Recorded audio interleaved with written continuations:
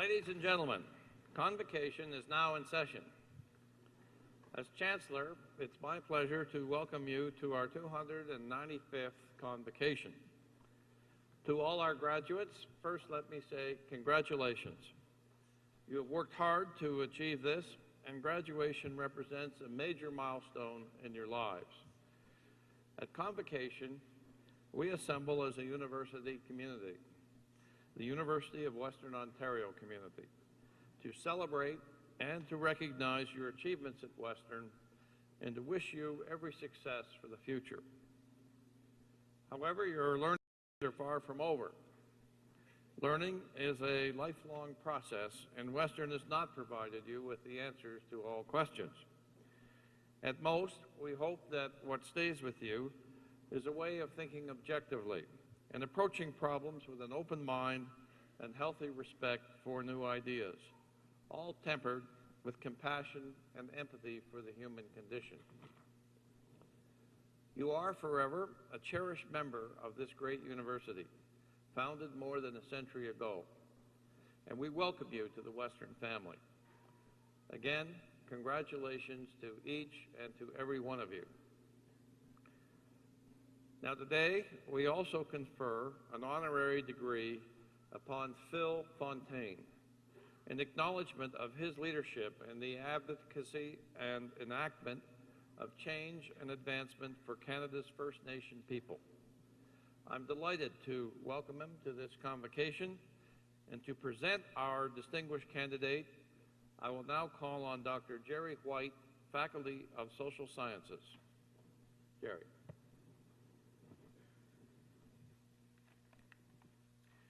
Phil Fontaine. Former National Chief Phil Fontaine was born in Manitoba in 1944, and he's a proud member of the Saugeen First Nation. Phil has been a dynamic leader, actively serving his people for over 40 years.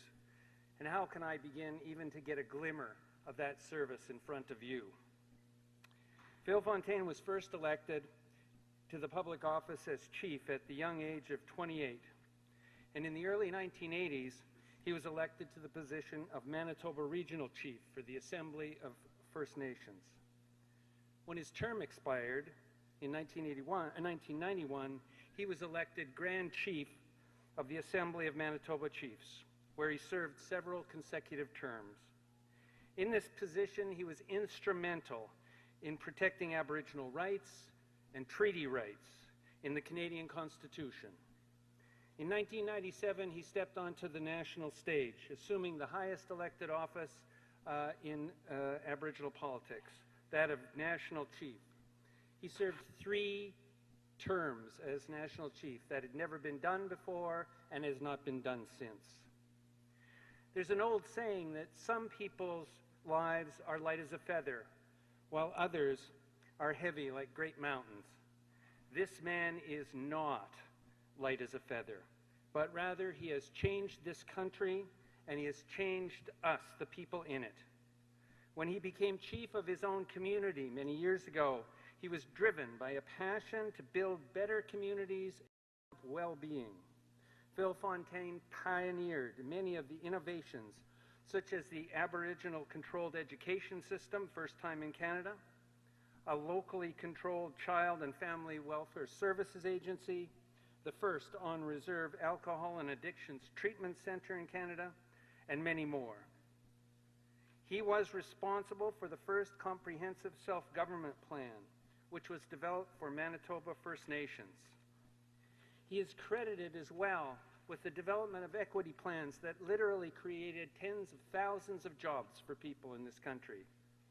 He has developed and negotiated a fair process for the settlement of specific land claims, and that was based on his experience as the Chief Commissioner of the Land Claims Commission of Canada.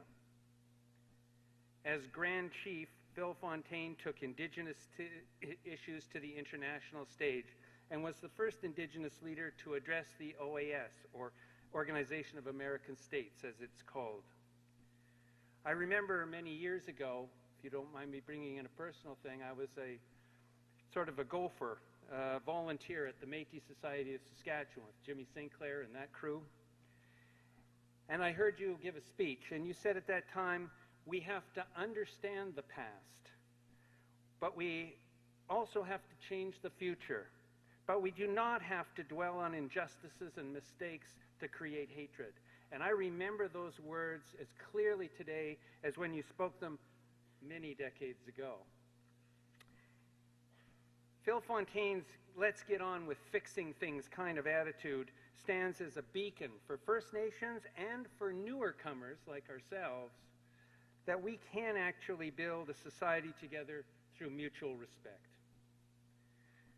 However, I have to stress there's another part of that saying that I heard many years ago. We really do have to understand our past. It's important to us to do that. Since the late 1800s, many generations of Aboriginal children were taken from their homes, taken from their families and the circles of care and their cultures. And the real question we have to ask is why? Why forcefully remove children from the rich and vibrant cultures and place them in residential schools? These schools were often places of abuse and fear. The aim was to take the Indian from the child, and with this, our country did terrible harm to First Nations, Inuit, and Métis peoples. Phil himself was taken from a hard-working and caring family. I believe you spent 10 months a year for 10 years in a residential school, Fort Alexander Residential School. But rather than building hatred, rather than delving into that and turning people against people, Mr. Fontaine has been instrumental in the settlement of claims rising out of this 150 years of school tragedy. The final settlement agreement now being implemented is the largest, most comprehensive and unique settlement in Canadian history, and it includes compensation, it includes a Truth and Reconciliation Commission, an education fund, healing resources, and commemoration funding, to name only a small part of it. Thank you very much, Phil, for what you've done. I am proud today, and I thank you very much for leading this country forward from this page in our history. And I am very proud today to deliver these very few words which cannot capture what this man has done for our country and for his people. But I'm proud to give them, and I'm also proud that Western and King's University College is recognizing this amazing gentleman. Mr. Chancellor, please, on behalf of the Vice Chancellor and in the name of the Senate, I ask you to confer the degree Doctor of Laws, honoris causa, upon Phil Fontaine.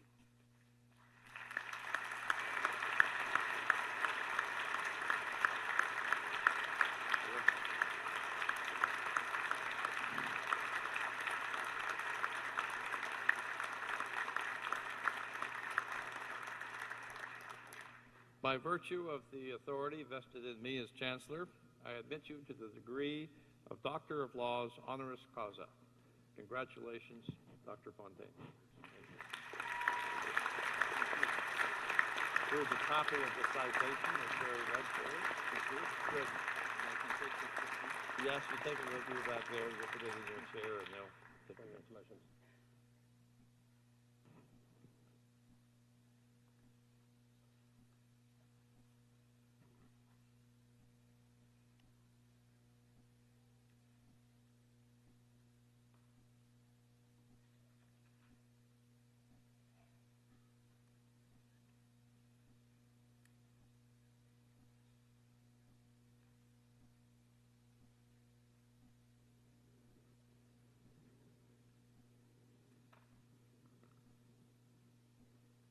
On behalf of all assembled here today, I should now like to invite our newest alumnus, Dr. Phil Fontaine, to address the convocation.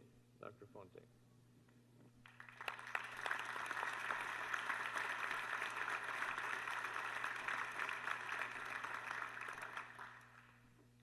Good afternoon, Chancellor Thompson, President Amit Chakma, faculty, parents, families, friends, and the class of 2010.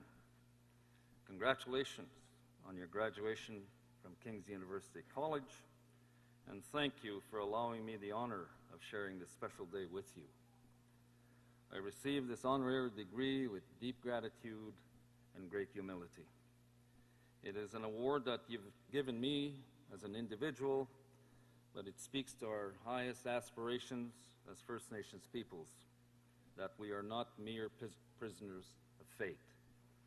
Our actions matter, our issues matter, and the more we are recognized as important and relevant, the more we can bend history in the direction of justice. I stand on the shoulders of so many women and men who toil unrecognized to all, but those they help, to relieve the suffering and poverty of First Nations peoples. Their quiet acts of courage and compassion inspire me to do what I do. They are far more deserving of this honor than I.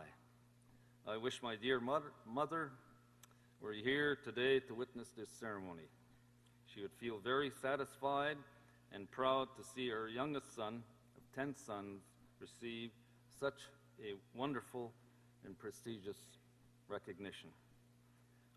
My mom believed in higher education, she believed in hard work, she believed in standing up for what was right, and she believed in fighting against what was wrong. She was an exemplary woman, a feminist before the word was coined. As a single mom, a widow left with 12 children to raise, she had to fight every day just to keep food on the table and to keep the house warm.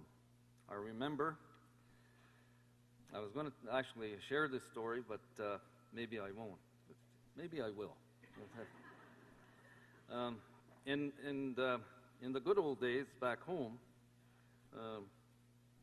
we had people come from outside our community that provided essential services.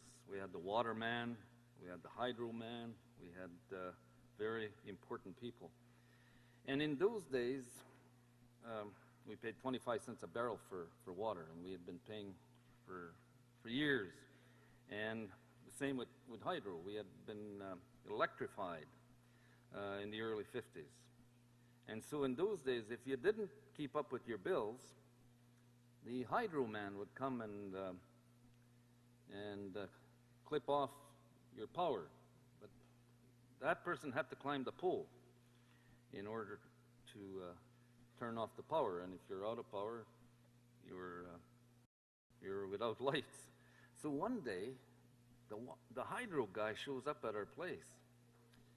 And my mom went out to meet the hydro guy, and she wanted to know what business he had with Agnes Fontaine. And he said, well, you haven't paid your bill, so I'm going to have to cut off power. And of course that was really upsetting. I mean, we lived in a small house and electricity was very important to us. So he proceeded, as they did back then, to climb the pole and did whatever they did then. And of course, that was it, no power. And my mom had to decide very quickly what to do about fixing this, so she went inside and got the broom. And she went straight to the hydro pole and stood waiting for the hydro man to come down. And he looked down and saw this 5'2" woman standing there with the broom and had to make a quick decision, right? Do I come down and experience the wrath of Agnes, or do I just climb up and do the right thing, which is to reattach the power? And up he went. The power is back on. My mom went back in and left the broom out, and I mean, I'd like to say we lived happily ever after, but that was just one special moment in my life. So it was because of her example, her grit, and her constant encouragement that a reserve guy like me, you know, Indian guy from a reserve in Manitoba, Sagin, named Phil Fontaine, can stand before you here today as the recipient of an honorary degree from the University of Western Ontario. I'm sure your families have supported you in the same way, and they deserve a lot of credit today. And there are many more, just like me, who have succeeded despite the odds against us. Artists, cabinet ministers, carpenters, news anchors, musicians, professional hockey players, teachers, university professors, scientists, nurses, accountants, and doctors. Today you will find First Nation citizens in every profession, discipline, and trade. We succeeded because our families and communities supported us, guided us, fought for us, and never gave up, even though they faced the worst forms of discrimination and intolerance, carried the heavy burden of residential schools on their shoulders, and with little or no useful education by. But I'm not here today just to look back and wonder how far I and other First Nations people have come. What I want is for all of us here in this room to look ahead at how far we have left to go. After all, those who came before us did not fight against injustice alone, or justice only so that it would continue to fester in our time. Survivors of residential schools didn't fight their lonely struggle so that more First Nations children would be in state care today than ever before. My mother, who walked miles home to the reserve after a long day of doing someone else's laundry and cleaning someone else's house, didn't do so to see her grandchildren and great-grandchildren wondering if they will have a school to go to, a decent house to live in, or clean water to drink. She didn't get herself elected as the first female band council member in Canada to see First Nations women targeted for violence on our streets just because of who they are. We have a lot of work to do yet, but we cannot do it alone. After today, excuse me, my beautiful chapeau is gonna fall. Do you mind if I apologize. I will put it back on as soon as I'm done here. After today, you graduates will go in many different directions, into public service, or the business world, law school, into the sciences, or the arts. Whatever direction you choose, you'll all face a fundamental decision. Do you want to be passive observers of the way the world is, or as active citizens in shaping the world and how it ought to be?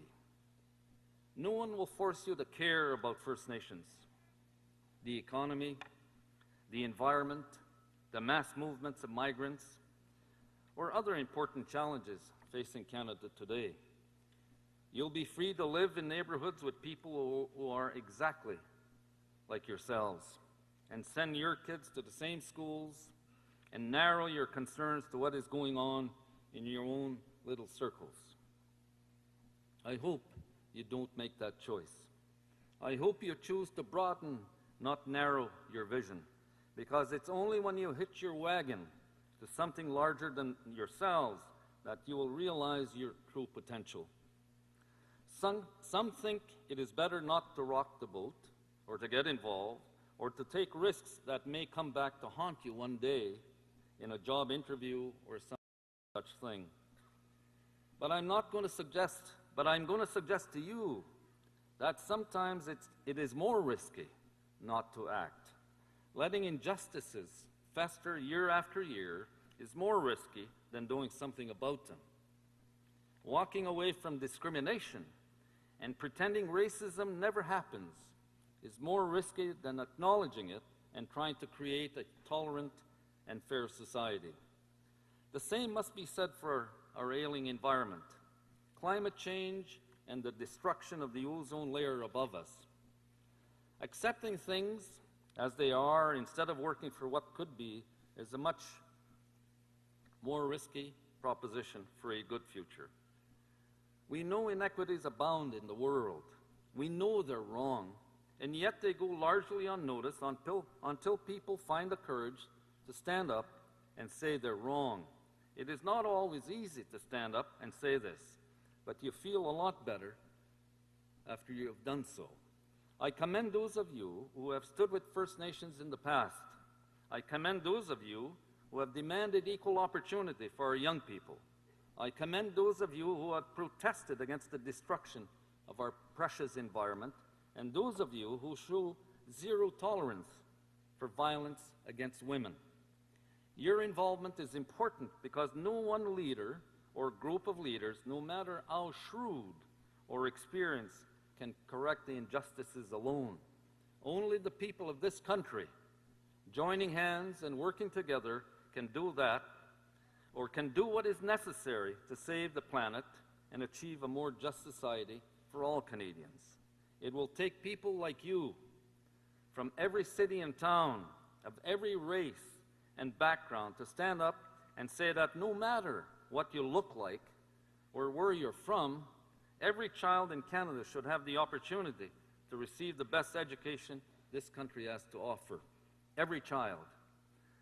It will take your generation to rebuild our economy, to save the planet, and to create a more just world. It is about to be your turn at a time when Canadians find themselves facing challenges we haven't seen in generations, and challenges we have never seen before. A lot is riding on the decisions you will make and the leadership you provide. Making your mark on the world is hard. If it was easy, everybody would do it, but it's not. It takes patience, it takes commitment, and it comes with plenty of failure along the way. The real test is not whether you avoid this failure, because you won't. It's whether you let it harden or shame you into inaction, or whether you learn from it, whether you choose to persevere.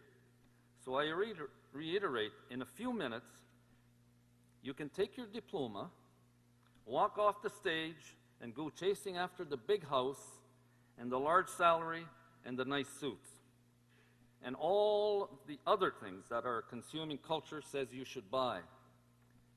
But I hope you don't. Focusing your life solely on making a buck shows a poverty of ambition.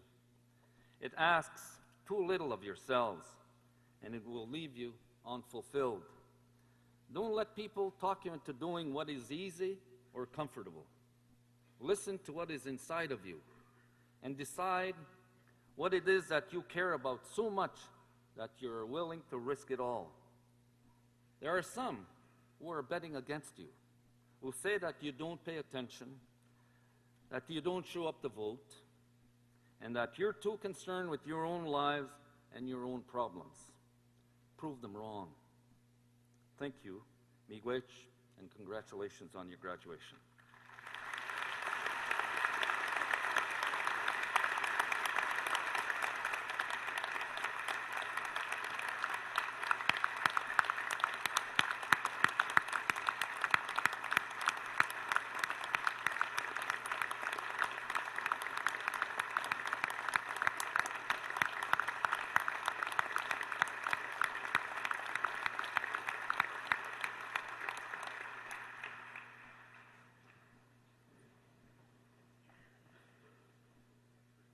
Phil, thank you very much for your inspirational address. Listening to you today, we have been motivated to do more within our own communities and within the context of our broader communities. Since you first became a chief, you have looked for innovative ways to find solutions to the challenges facing your people, our people. Your leadership has helped protect Aboriginal and treaty rights in Canada, as well as bringing the message of indigenous peoples around the world to the international stage. Thank you for your wonderful address to our graduates. Ladies and gentlemen, please join me once again in congratulating our newest Honorary Doctor of Laws, Dr. Phil Fontaine.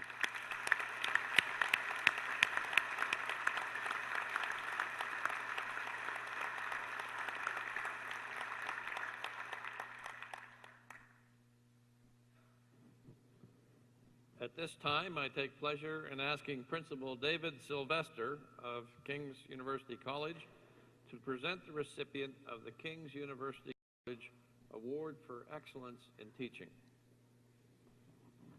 Mr. Chancellor, if I may add my thanks on behalf of the King's University College students at Western to Dr. Fontaine, for his inspiring and challenging words. Your vision for a just Canada, a more just Canada, is one that we all share, and it's an honor to share the stage with you today. The King's University College Award for Excellence in Teaching was initiated in 1997 in recognition of King's commitment to teaching and of the excellence of its faculty as dedicated and committed teacher scholars. Mr. Chancellor, I would ask that Professor Laura Melnick step forward.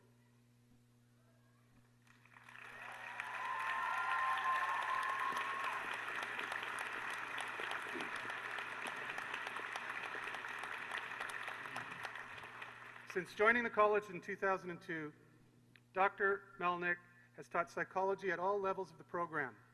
She brings a love of learning, an infectious enthusiasm for her discipline, and an abiding understanding of the personhood of each and every one of her students in the classroom. She is equally at home in an introductory psychology class or an advanced seminar in forensic psychology. In an era when educators ponder the implications of student disengagement, many instructors bemoan poor attendance, and students complain about a lack of meaningful learning, it is heartening to hear a student say, and I quote, "I've never enjoyed coming to a class as much as this one. Just thinking of coming to this class makes me happy." A member of Laura's department summed up the views of all her colleagues when she stated, "Laura is a quintessential teacher scholar. She glows with enthusiasm for teaching. She's glowing now. She engages in top-notch research and puts considerable energy into both communicating that research in classes and nurturing those who are headed for graduate school. King's is very committed to the teacher-scholar model and the selections of its faculty.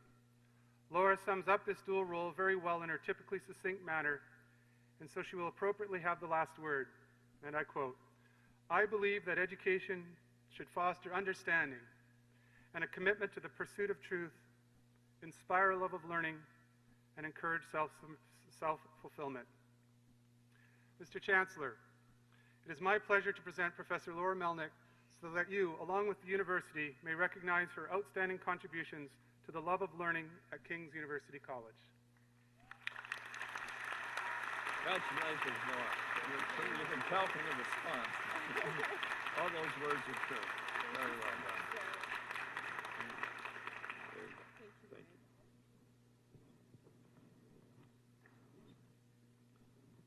I take pleasure in asking Principal David Sylvester of King's University College to present the Convocation King's newly appointed emeritus professors. Mr. Chancellor, it is my pleasure to present Dr. Ken Gordon.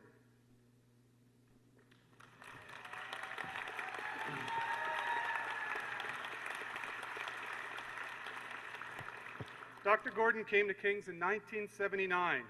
I was a senior in high school, Ken. And for the next 31 years, taught social group work courses in our BSW program. Throughout his entire teaching career at the college, Dr. Gordon also believed very strongly that first-year students should have exposure to full-time senior professors. He took great pride in his ongoing engagement with students in an introductory course in social work throughout his 30-plus years of teaching. Dr. Gordon's research agenda naturally focused on group work, but over time he also contributed to the literature on social work education and social program evaluation, including national award-winning curriculum development research on social work case management. From 1997 to 2007, Dr. Gordon served 2 terms as director of the School of Social Work at King's. During that time, he was most instrumental in the development and implementation of the Masters in Social Work program, the college's first expansion into graduate studies. He is well known in the social work community of London and has served for many years on the board of the John Howard Society. Mr. Chancellor, may I present Professor Emeritus Ken Gordon. Well done, Ken. What a wonderful career. I hope you don't hang it all up. No, good. You're going to keep teaching. Good. Terrific. Good luck.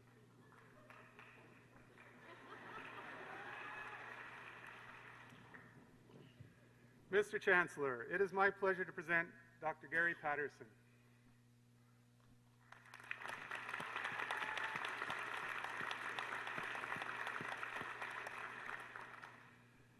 Professor Patterson arrived at King's in 1968 and has been a mainstay of English studies in the Department of Modern Language ever since. He has taught a wide variety of courses, including the introductory course, 19th century literature, Victorian literature. But perhaps his greatest influence as a teacher has been as the result of his pioneering efforts in the field of children's literature. He has rekindled the joy of reading for generations of students through the rediscovery of the literature of childhood. His effectiveness in the classroom and the affection he inspires was recognized in the second King's College Award for Teaching Excellence back in 1998. He has served on almost every committee of the college and chaired the Department of Modern Languages for a total of 14 years. Dr. Patterson's scholarly interest in the 19th aesthetic movement is rooted in a love of the arts, evident both inside and outside the classroom, inside and outside King's University College. He's a gifted pianist. His enormous talent enlivened the college social calendar for decades. His regular contributions to scholarship in his chosen fields culminated last year in the publication of a volume of essays on Lionel Johnson. As well, he recently completed an original work of historical fiction for young adults, capstones for a distinguished career. Mr. Chancellor, may I present Professor Emeritus Gary Patterson. Well done, Gary. Terrific. Are you going to continue the work part-time? A little bit, perhaps. Perhaps. I hope so. We're going to miss it. Certificate.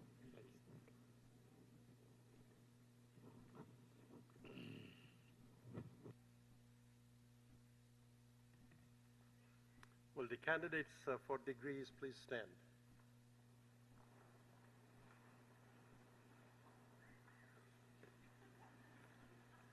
Mr. Chancellor, I'm very much honored to present to you the candidates who have successfully completed their academic programs at Western. I ask you to admit them to the degrees and diplomas for which they have been recommended by the Senate of our university. Under the authority vested in me by the Senate, you will be admitted to the degrees and diplomas as shall be announced by the public orators. Thank you, Mr. Chancellor. Will the candidates please be seated? Mr. Chancellor, graduating students, colleagues, ladies and gentlemen, Convocation is the single most important time of celebration in the life of the university. Today, we honor those graduating students who, through determination, hard work, and intelligence, have met the demanding standards of a Western degree. Today is also a proud day for all of us associated with Western, including our Board of Governors and Senate, our faculty, our staff, and many friends in the community. It is wonderful to see so many members of our community of learning who have taken the time to join us and celebrate this important day in the lives of our graduates and the life of the university. Today, those of you crossing this stage join a special group known as Western Alumni, a group that numbers more than 260,000, and members of this group live in 150 different countries in various parts of the world. Mr. Jim Etherington is here representing the Alumni Association, and I would ask him to stand and be recognized.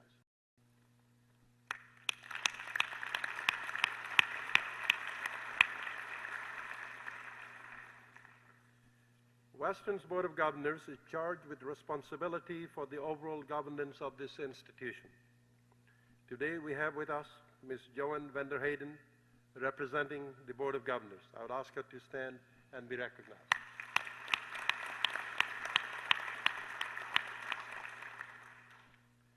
Though affiliated with the University of Western Ontario, each of the colleges have autonomous governing boards, and we have with us today Ms. Mary McLaughlin, Chair of King's University College Board of Directors, and ask her to stand and be recognized.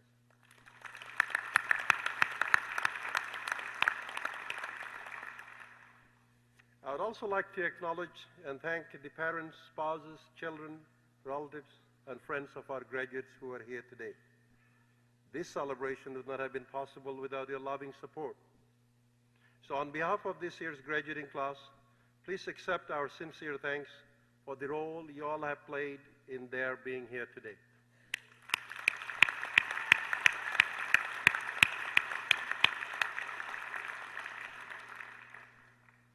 now let me congratulate once again the remarkable women and men who graduate today with Western degrees. Today, you become partners in the outstanding academic achievements of Western. My warmest wishes to each and every one of you. Before we proceed with the awarding of degrees, I have two special requests for those of you in the audience. First, please withhold your applause for the graduates crossing the platform until each group of graduates has received degrees. This will ensure that every graduate receives their full courtesy throughout the ceremony. And you'll get signal from the platform as to when to join us in applauding our graduates. Second, and perhaps more important, we know that photographs are an important part of this wonderful ceremony, especially for our graduates and their family and friends. We encourage you to take photographs to ensure that you in the audience have the best opportunity to get good pictures of your special graduate. I ask that you do the following. When your special graduate is approximately 50 to 60 names behind the graduate just crossing the platform, please convene to my right in that area, and our ushers will make sure that you end up in the front right at the moment when your special graduate is crossing the platform.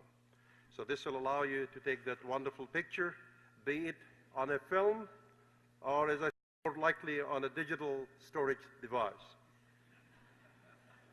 So I'll now call on the public orators to introduce the candidates for degrees.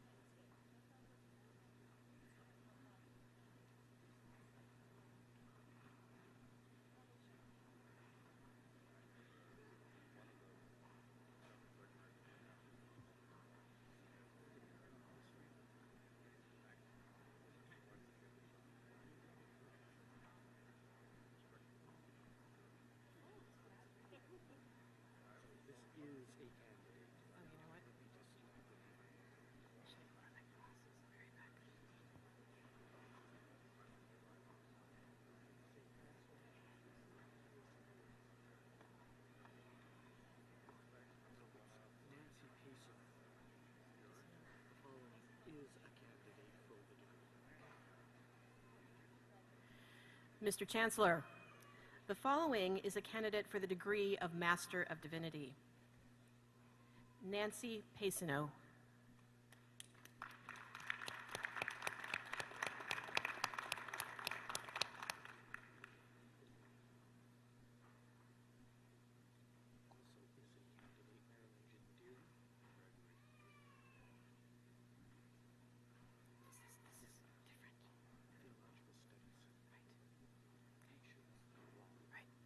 Mr. Chancellor, the following is a candidate for the degree of Master of Theological Studies. Marilyn Jean Deary.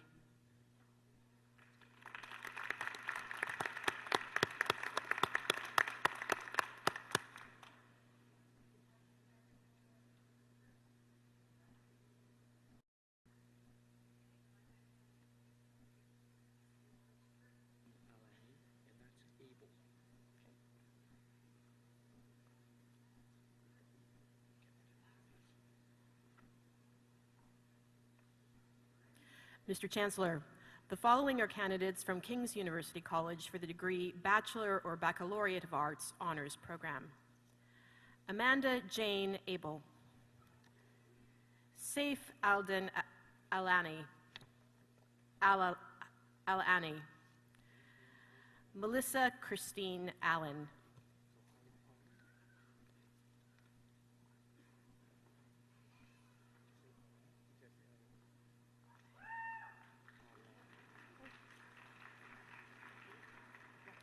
Awa Allen. Jesse Manuel Patrick Arlene. Jennifer Marie Arthur.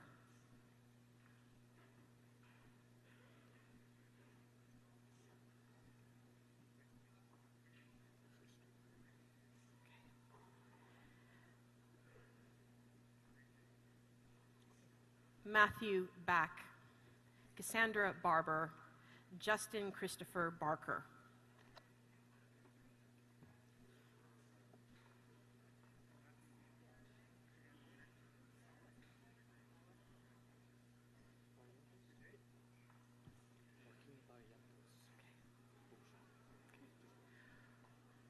Joaquin Barrientos, Christina Beauchamp, Lisa Biticola.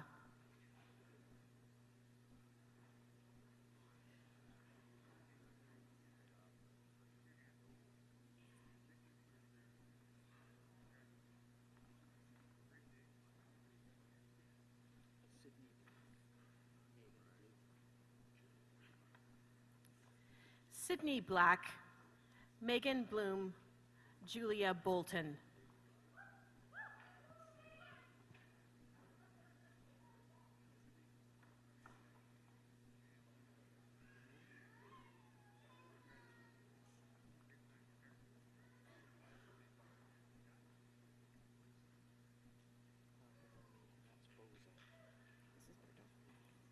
Genevieve Grace Bonomi, Megan Bordeaux, Andrea Boza.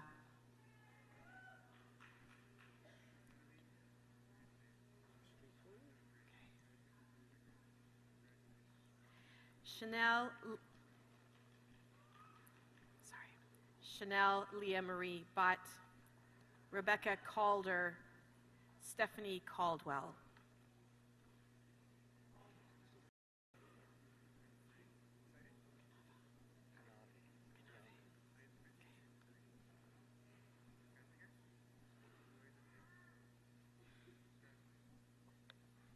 Bianca Canave, Pamela Caswell,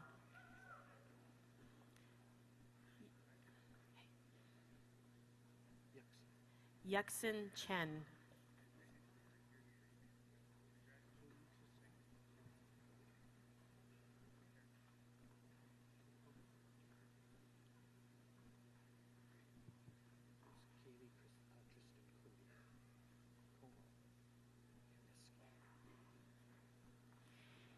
Kaylee Tristan Cody, Christine Como, Damian Kameski.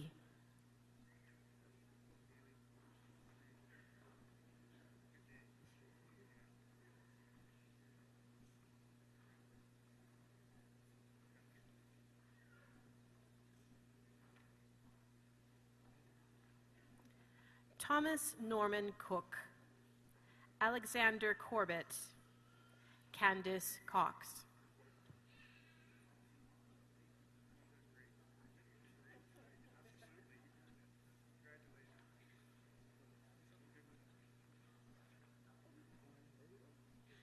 Jessica Lynn Cudney, Christina DaCosta, Maggie Dale.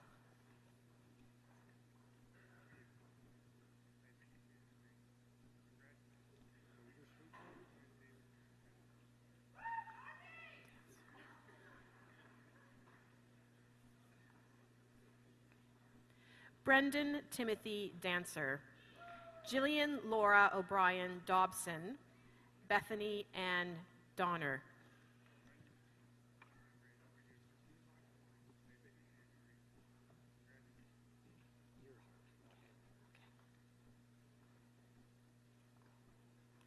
Rebecca Earhart, Kimberly Edwards, Travis Bradford Elder.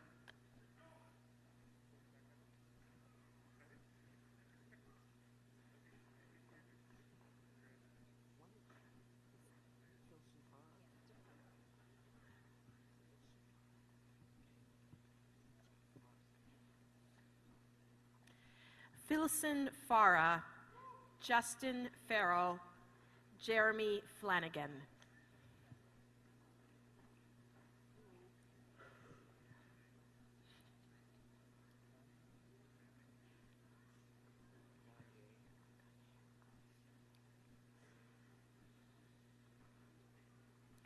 Marlene Frederick, Amy Nicole Gagne, Robin Marie Gilliam.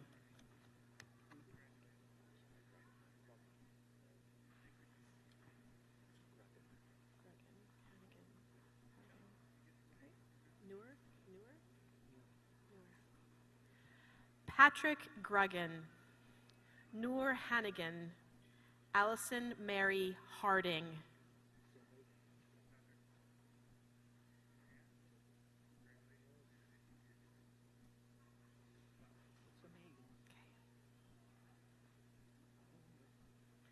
Megan Hartman, Teresa Jean Marie Henshaw, Caitlin Hill.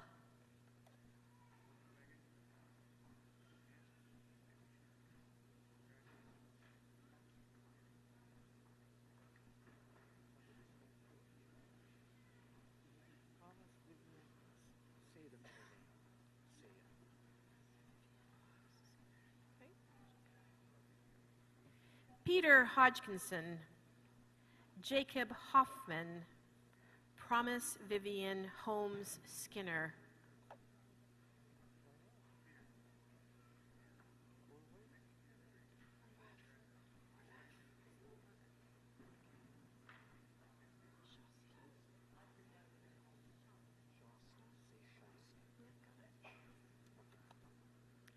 Christine Horvath, Roxanne Louise Johnson, Shasta Johnson.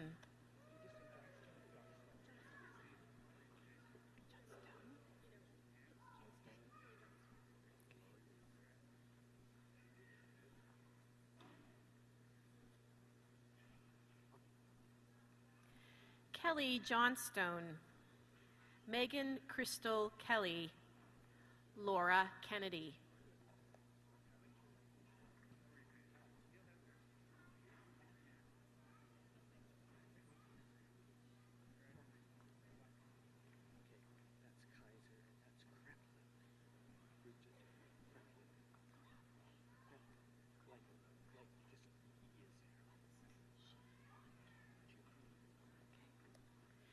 Ji Won Kim, Julie Kaiser, Brigitte Kreplin.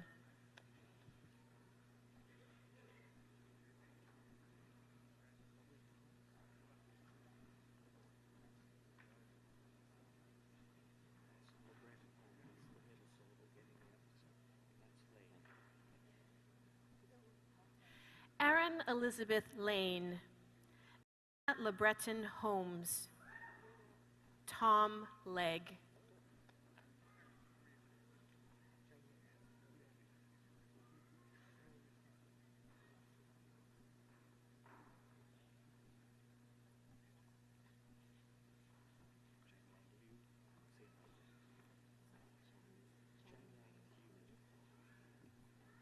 Chang Yang Liu, Michael Lismore, Devin Locker.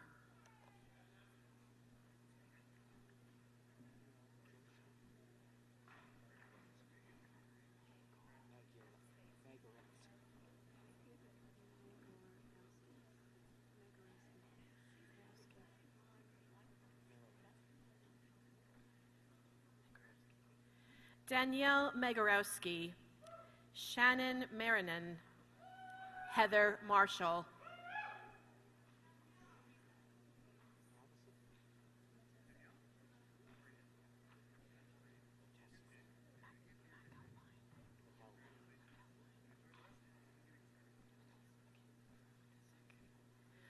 Brittany Elizabeth Matesic, Jennifer McAlpine, Ryan McCarthy.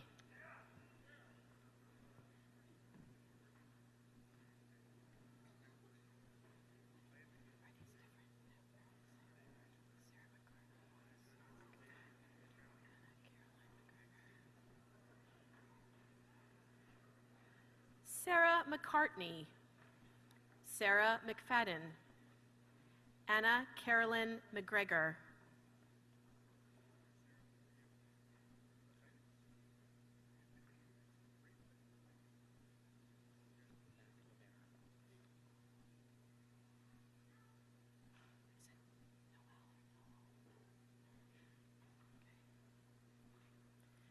James Luke McInnes, Sandra McLeod, Noel McNamara,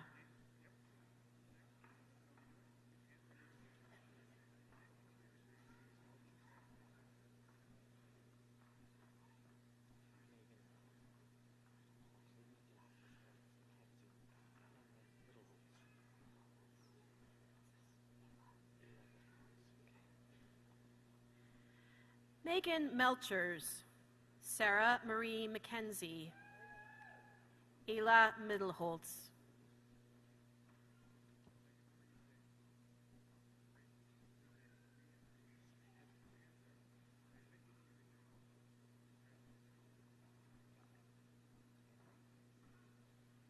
Valerie Brooke Moore, Benjamin Murray, Kathleen Denise Murray.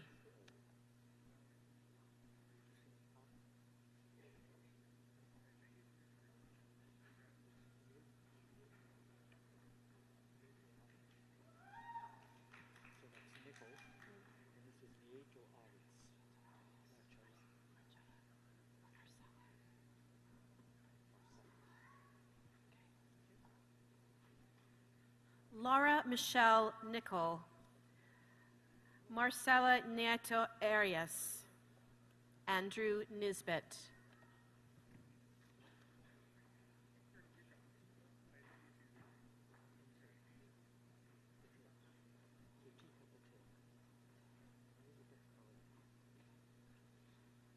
Got it, Carly.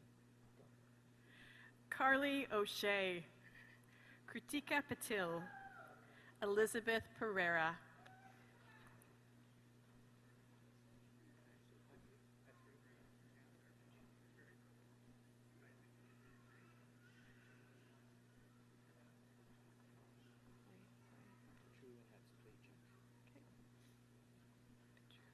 Jim Petru, Justine Pitt, Robert Playchek.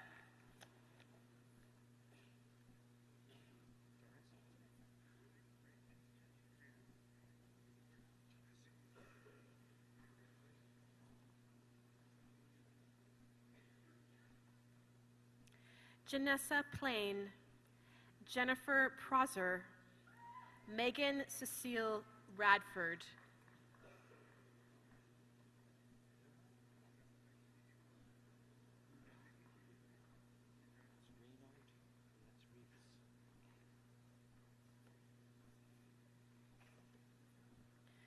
Brianna Ramsey, Jillian Reinart, Jason Rivas.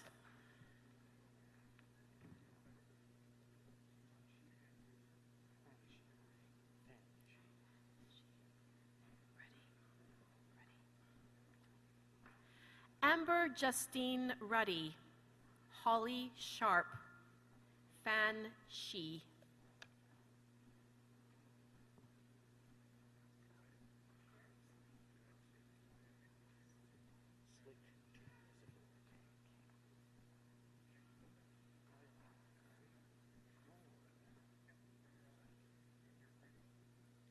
Shannon Skinner, David Schlichter, Laura Eileen Smith.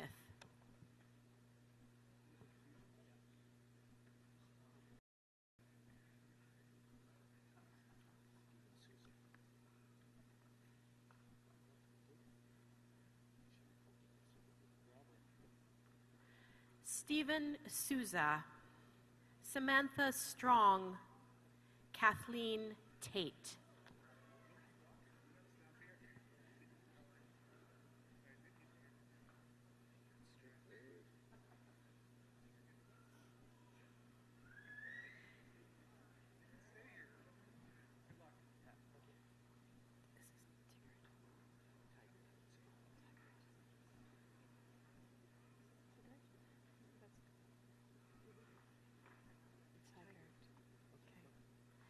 Cynthia Taylor, Michael Thorpe, Stephanie Tigert.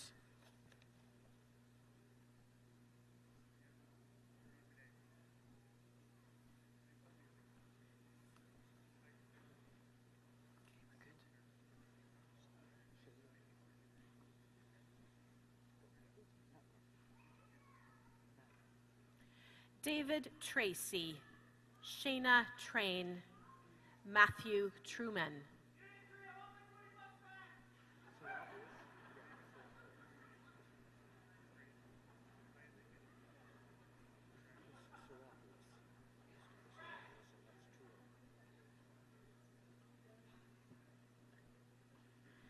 Christopher Siropoulos, Brittany Tour, Rob Vale.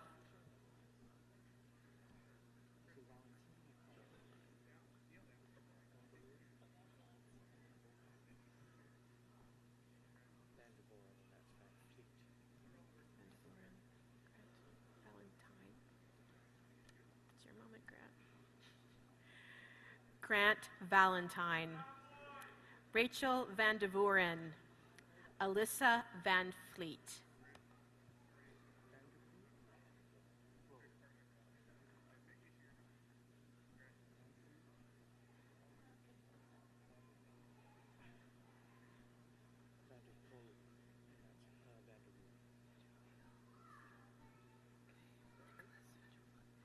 Nicholas Vanderploeg, Tanya Vanderweel, Jennifer Esme Walker.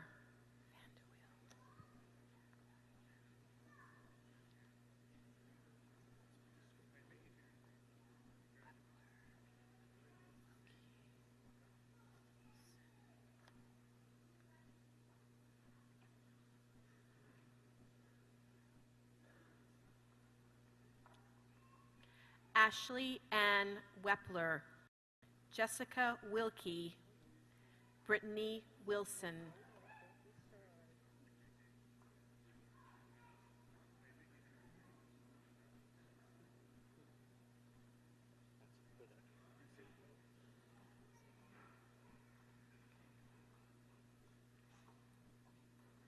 Suzanne Ashley Wilson, Ivan Wong, Huda Zabian.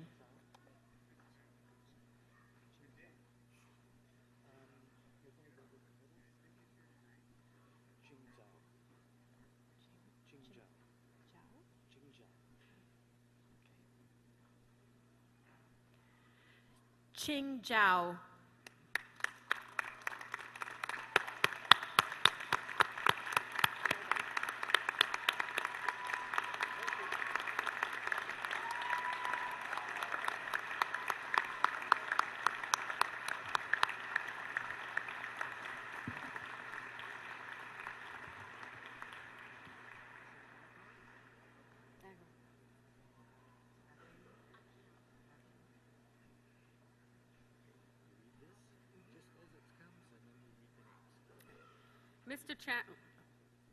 Mr. Chancellor, the following are candidates for the degree of Bachelor or Baccalaureate of Management and Organizational Studies Honors Program.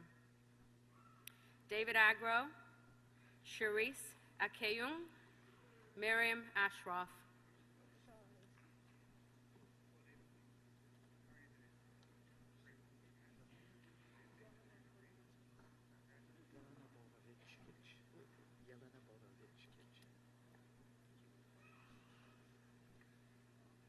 Natalie Barker, Yelena Borovichkich, Justin Cambria.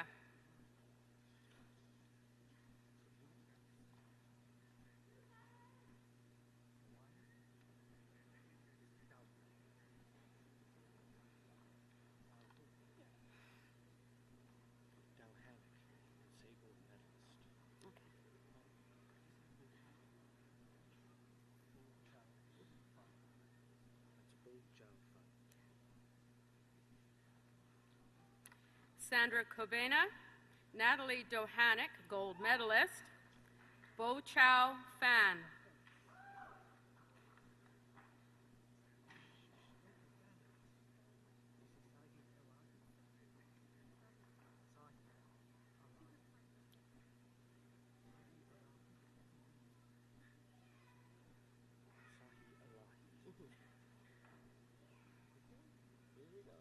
Patrick Fisher, Sa Alahi, Victoria Huang.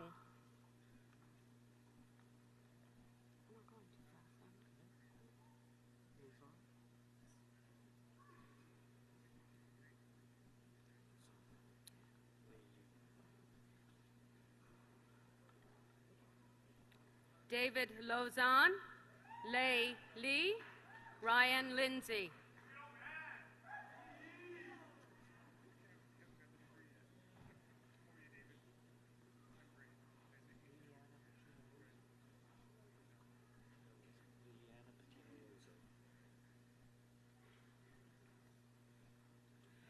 Paul O'Byrne, Liliana Patino Rosso, Jessica Story.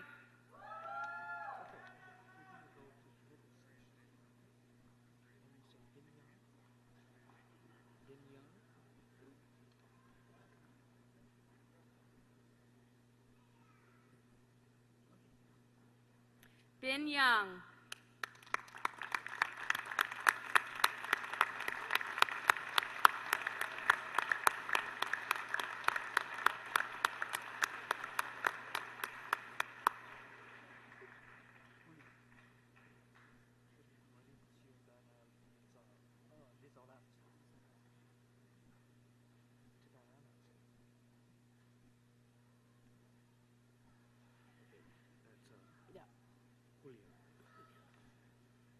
Mr. Chancellor, the following are candidates for the degree Bachelor or Baccalaureate of Social Work Honors.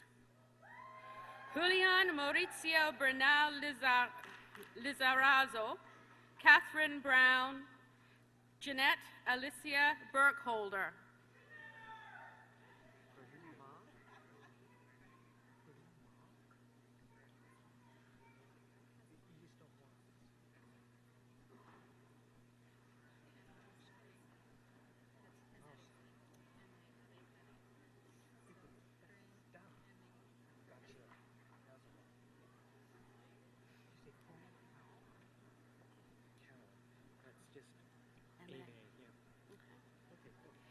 Heather Cameron, Corinne M.A. Casabon, Heather Denise Cowan.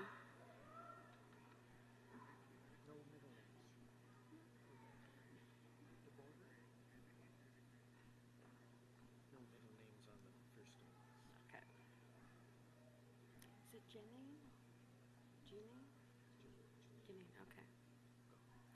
Janine Kurtz, Terry DeBorger, Janice Feltham.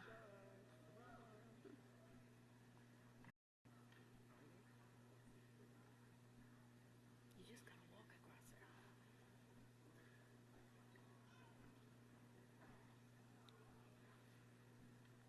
Sarah Friday, Tracy Lynn Gibbons, Michelle Gibson.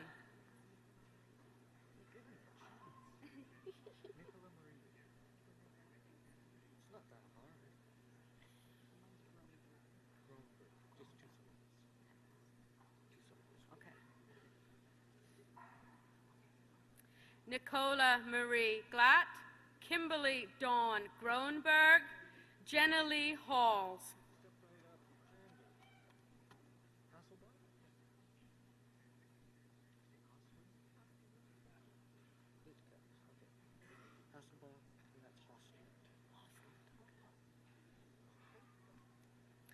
Andrew Hasselbaugh, Amanda Hosland, Gordon Arthur Litke.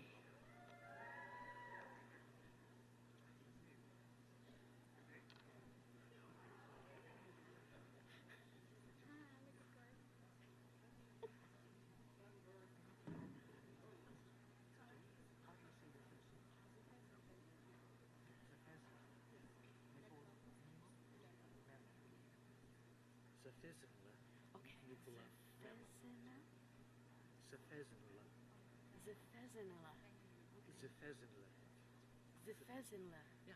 Okay. I think I can do that. Okay. Jennifer Maxwell, Jacqueline McCann, Zefezila Nicola Mimo.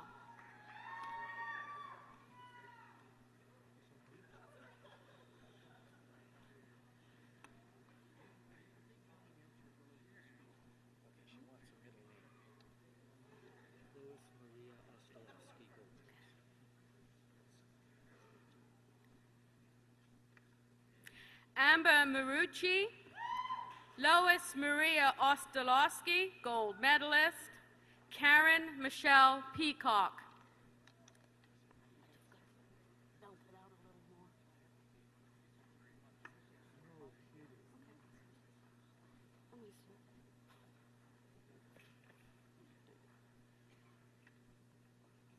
Kim Pollock, Marlene Grace Pendergast, Vanessa Marie Rankin.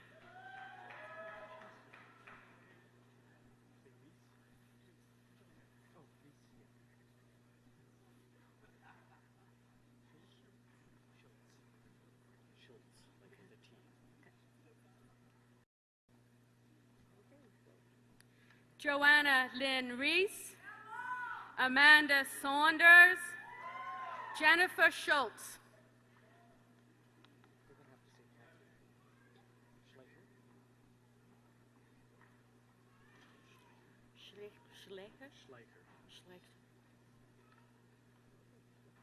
Catherine Schleicher, Joanne Shand, Catherine Simpson.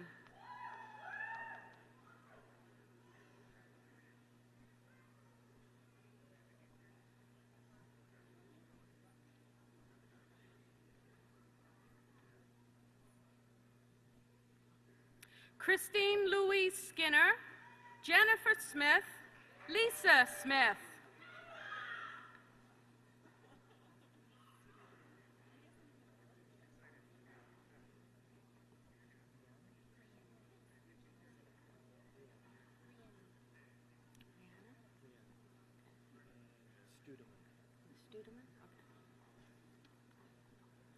Catherine Studeman, Amanda Rhiannon Taylor, Melanie White.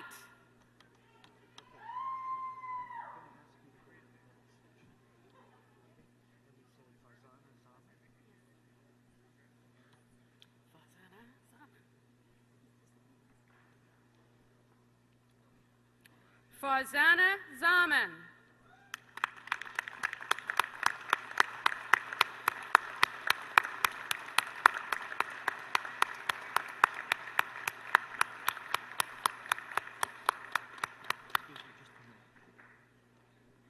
Ladies and gentlemen, before we continue, I'd ask you out of courtesy for the orator and the graduates walking across the stage, if you would restrain your expressions of joy. We have an opportunity to applaud their accomplishments at the end of the degree group. Please, it's making it difficult for the orator. She's going to lose her voice before she finishes.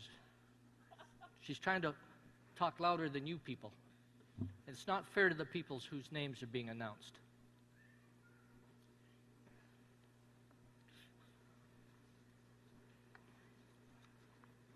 You realize that two-thirds of the people in the audience are laughing about that. That's all right. Fair enough.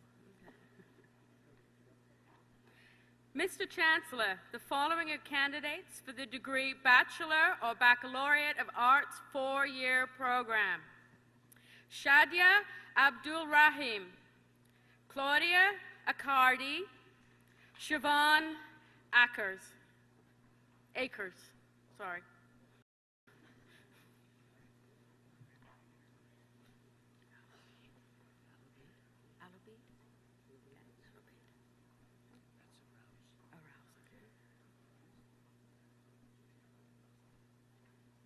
Hannah Alubaid, Brandy Anger, Lorena Arouse.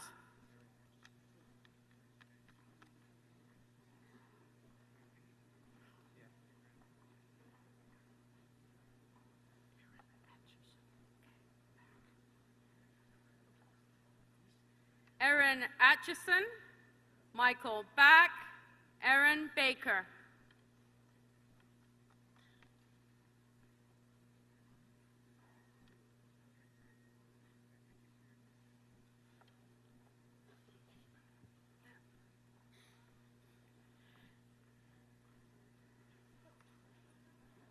Alexandra Bamlett, Kylie Banks, Samantha Lindsay Belisara.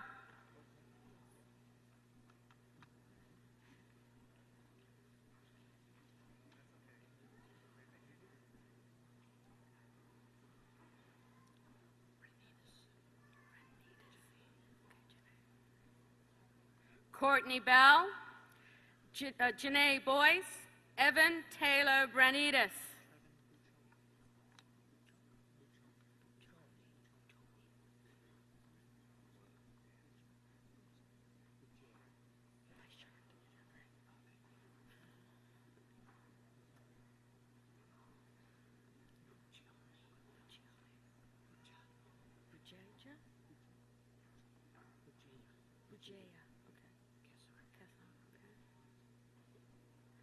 Trevin Buccione, Karen Marie Bujea, Crystal Kassar.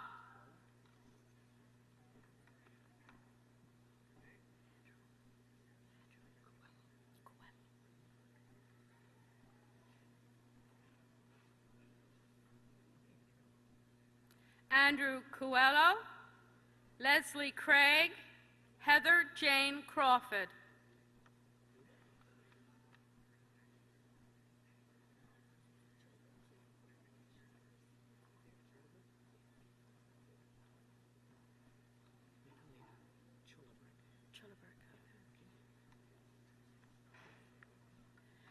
Nicolina Trillebrick, Lori Cummings, Natalie Curry.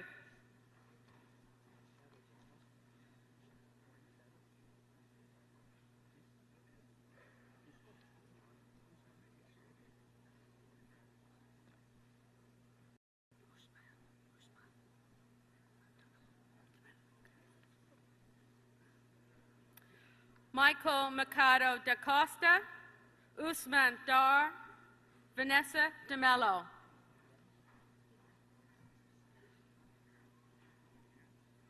Try not to let my voice go down.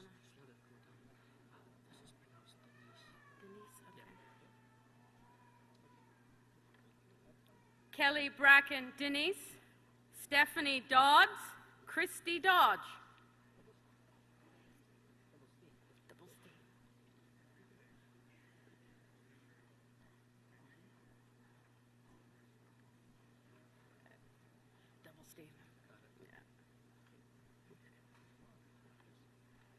Tabitha Doublestein, Jessica Dukovich, Sarah Egan.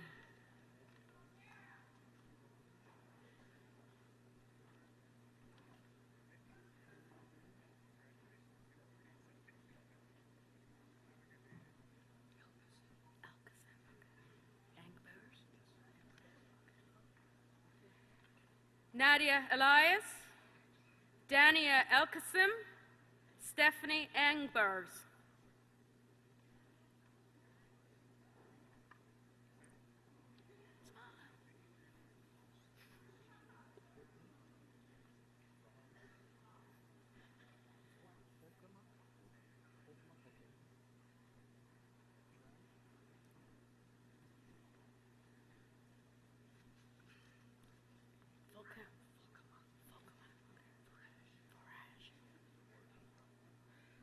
Courtney Fleet, Brian Folkema, Tristan Forage.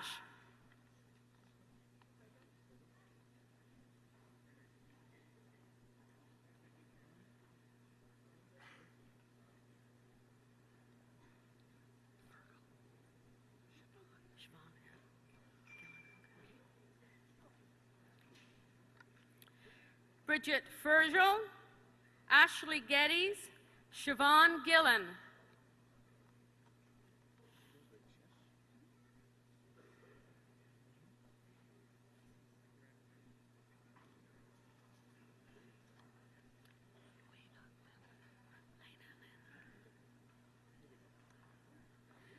Lindsay Joyce Groombridge, Lena Lynn Harding, Paul Hayes.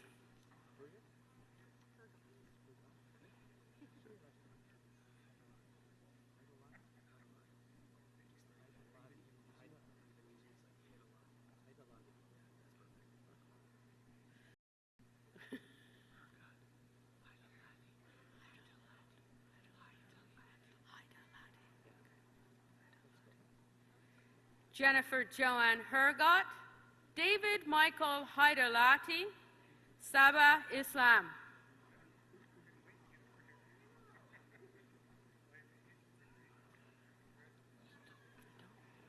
Oh, I know him.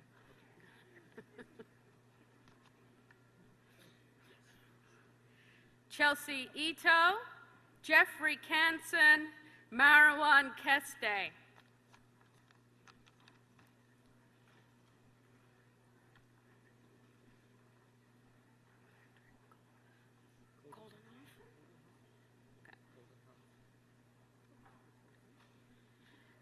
Kenneth Kirkpatrick, Lisa Coldenhoff, Lauren Kopp.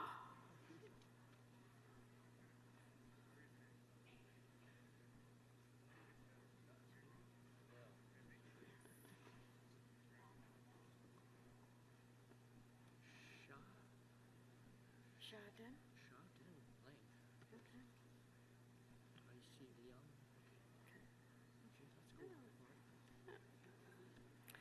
Sarah Jean Cavell Kyle, Sha Din Leng, I C Leung.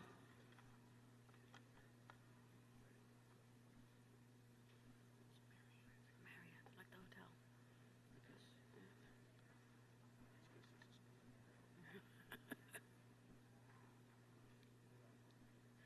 Caitlin Marriott, Carolyn Francis Catherine Lightheart, Ashley Martin.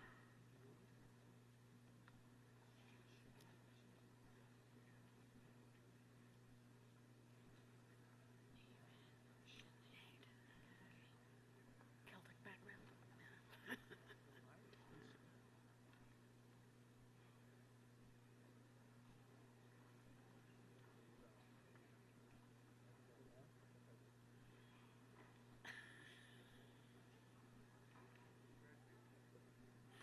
Nave Ann Sinead McCann, Corey McCoskey, Rosalind McFarlane.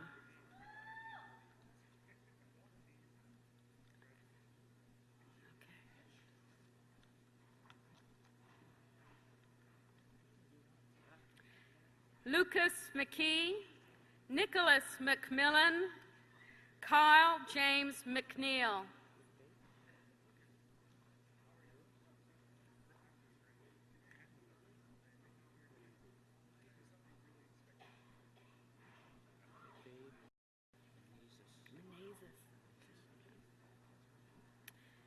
Caitlin McVeigh, Vicky Medeiros, Brian Menezes.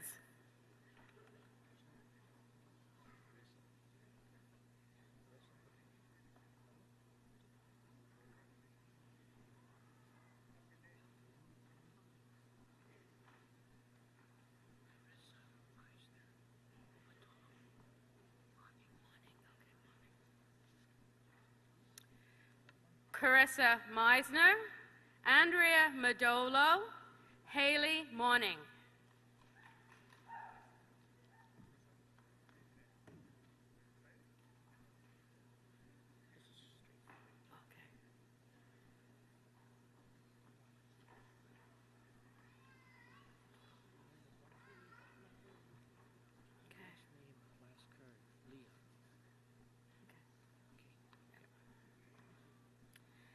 Lindsay Morris, Hannah Musa, Lee Danielle Mudge.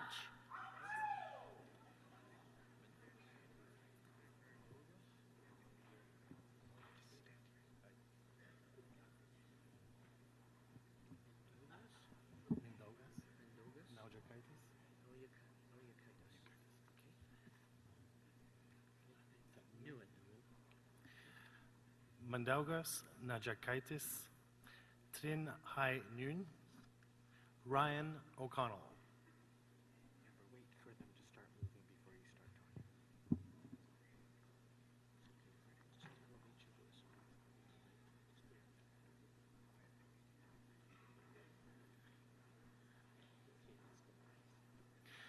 Mary Rose O'Connor, April O'Neill, Dave Owen.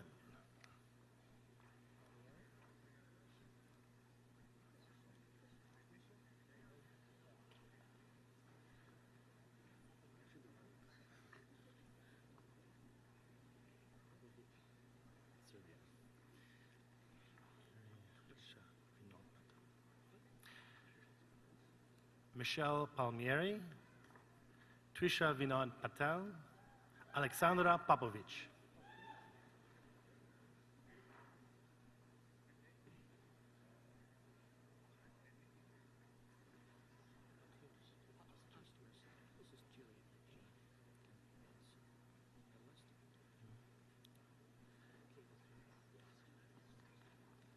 Sarah Posthumus, Jillian Round, gold medalist, Christina Sana.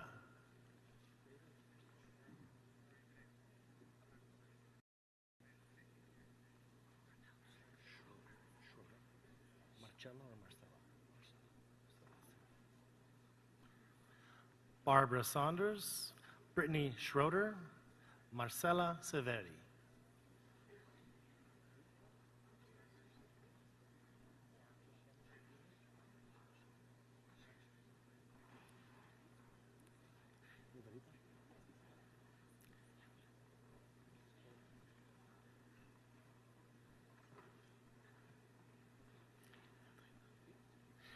Nidrita Shemshedini, Matthew Smith, Matthew Steele.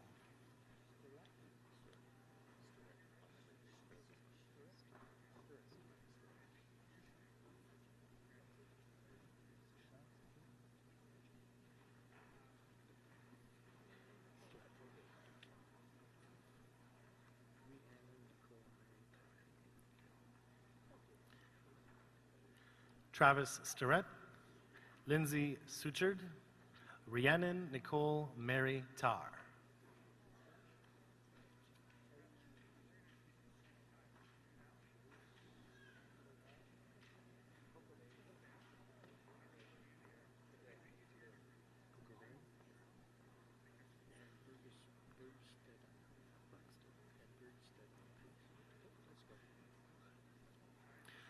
Catherine Taylor Teresh, Elise Kokovai Treveil, and Sonia Van Berkstenden.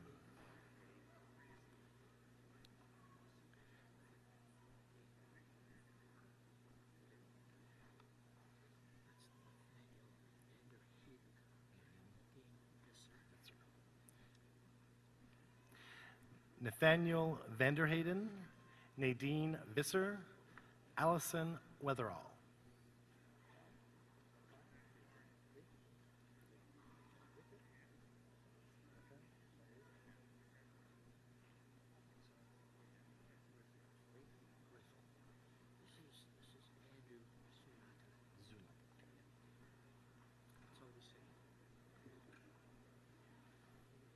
Matthew Raphael White, Leslie Jean Ran, Andrew Zunata, Bachelor of Arts, 4 years.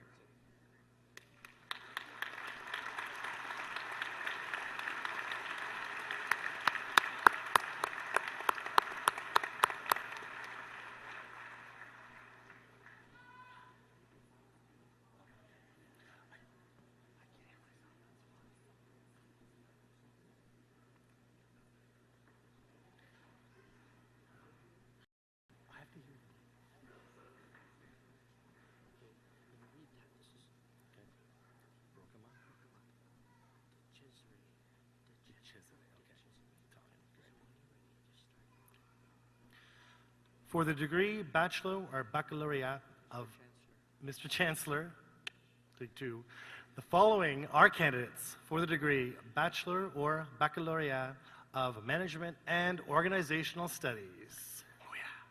Joseph Battaglia, Ryan Brokema, Vanessa Di Cesare.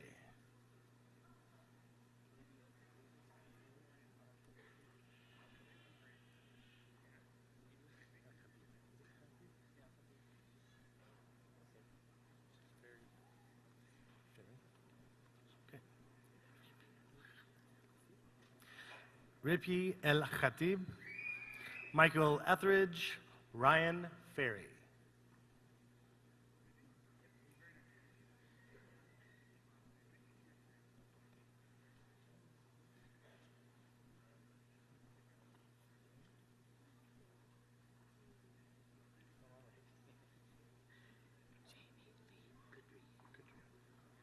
Is it Gillis? Mark Firth, Sarah Gillies, Jamie Lee Goodry.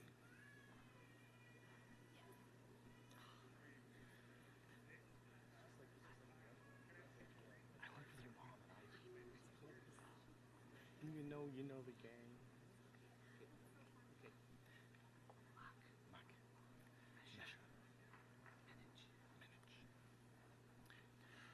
Natalie Mack,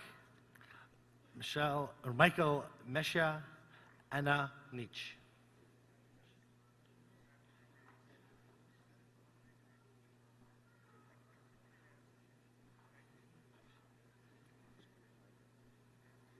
I should be hearing him say it. Pershinsi. Patalas, I am as a student. It's great. Robert New, Danny Partalas, Jamie Michael Psenshi.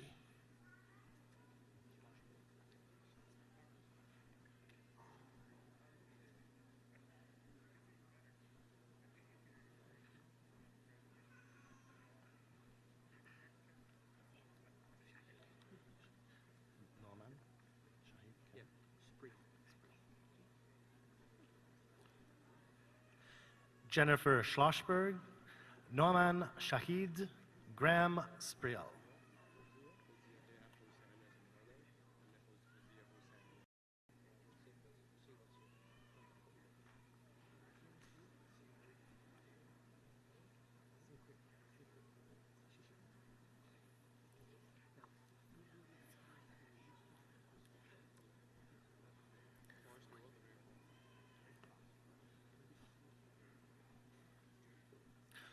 Hosea Yim, Xinwei Zhu.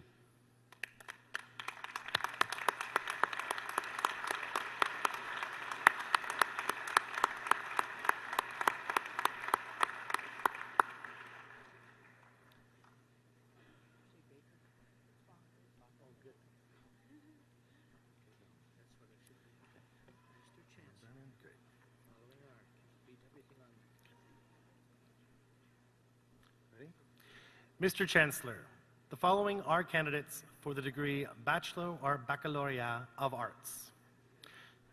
Sarah Bacher, Tara Brennan, Alicia Brown.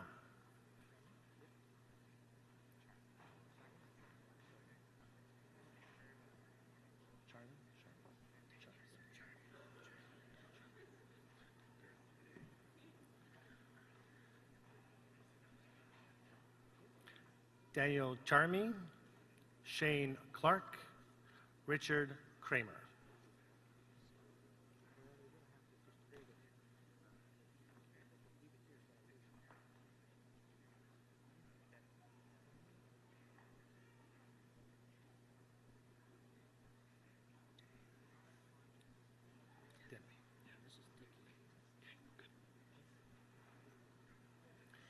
Anthony Crow, Joshua Aaron William Denemy, Alexandra Dickey.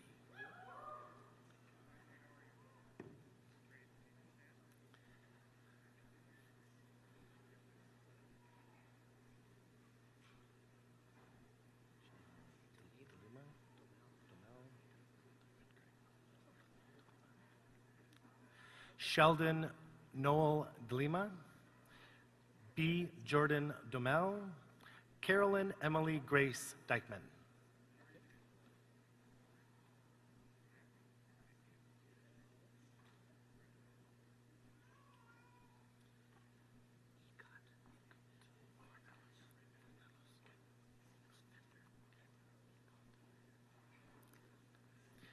Lindsay Diane Econt, Denny James Fiddler, Christina Rose Fornelos.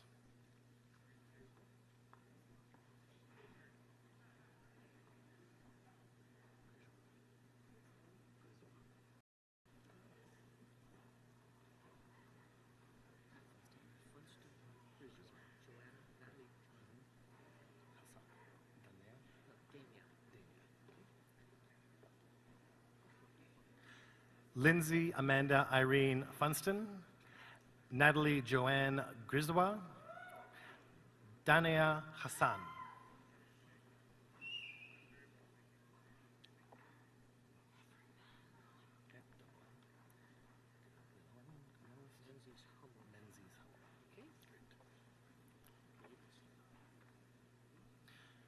Tyler Heffernan, Rebecca Lynn Horton, gold medalist, David James Menzies Hummel.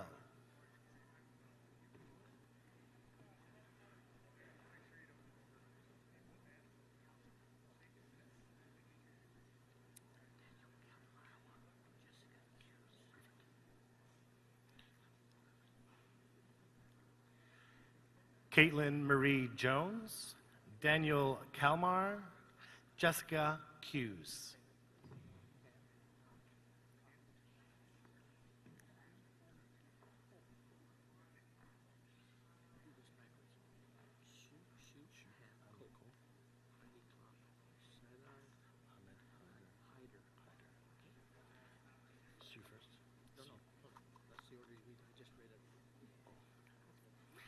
Sardar Mohammed Haider Khan, Heidi Klopp, Sue Ham Ko.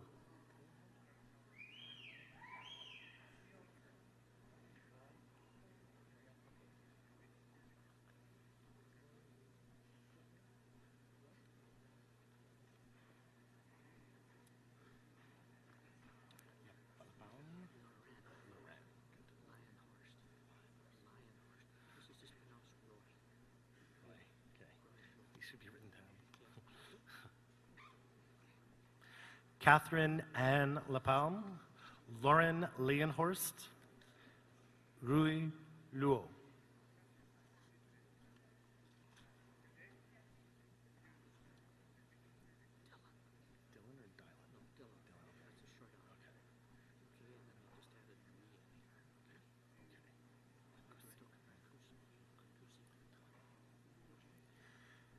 Dylan Wade McDonald, Roberto Mancusi, Andrea Marie Morris.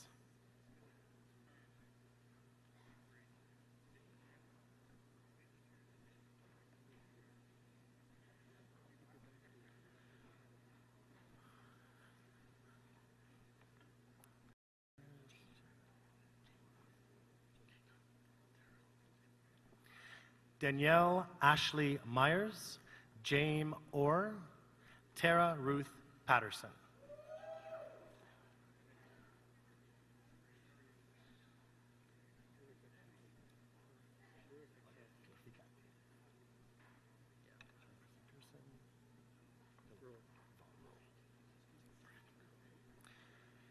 Sarah Purificati, Jordan Preston Pearson, Philip Robert Vaughn Rowe.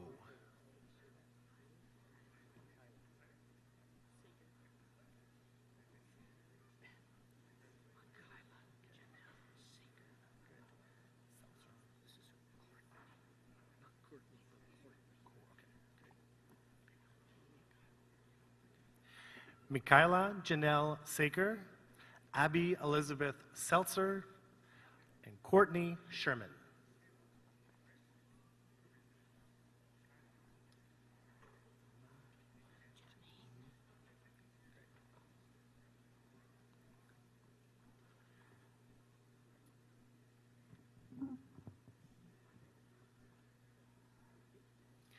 Colin Silva, Janine Smith, Graham Charles Chris Snell.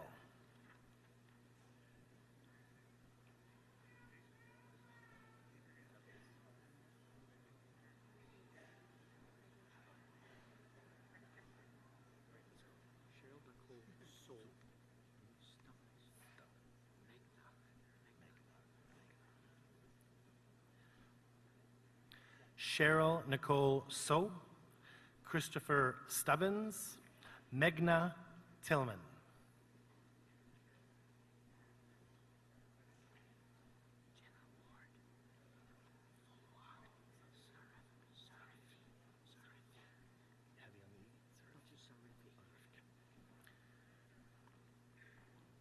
Jenna Ward, David Wilson, Fouad Zarifi.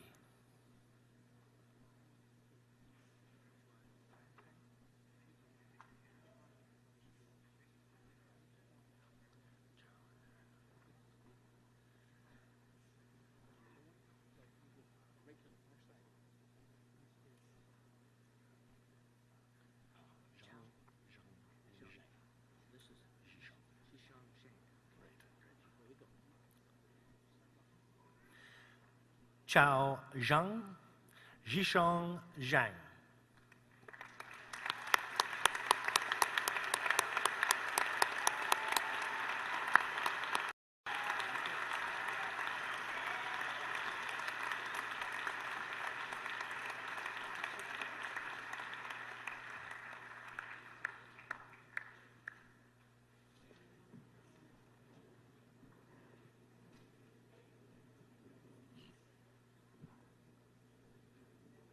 In the name of the Senate, I grant to the Registrar the authority to confer degrees and diplomas to those candidates whose names appear in the official program, but who are not present today. Now, at this time, I'd like to invite Mr. Jim Etherington, representing our Alumni Association, to say a few words. Jim? Thank you, Mr. Chancellor. Very few words. First of all, congratulations on behalf of the Board of Directors of the Alumni Association of Western, and if I may presume, on behalf of the Alumni Association of Kings. You actually have a good thing going here because you have two alumni associations, and if one doesn't give you what you want, you could always ask the other one, it seems to me. I also have a reminder, and that is that of the reception in your honor at the Bessie Labatt building following these ceremonies. And finally, a recommendation. Have a great life.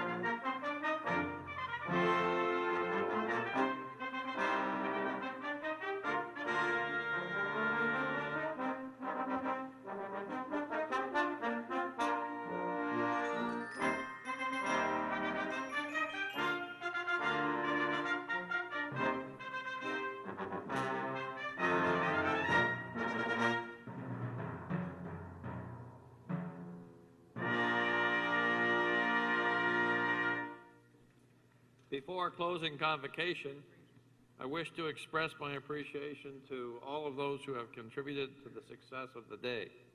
And in particular, and on your behalf as well, I want to thank the University of Western Ontario Convocation Brass for their magnificent performance and their director, Professor James Mackay.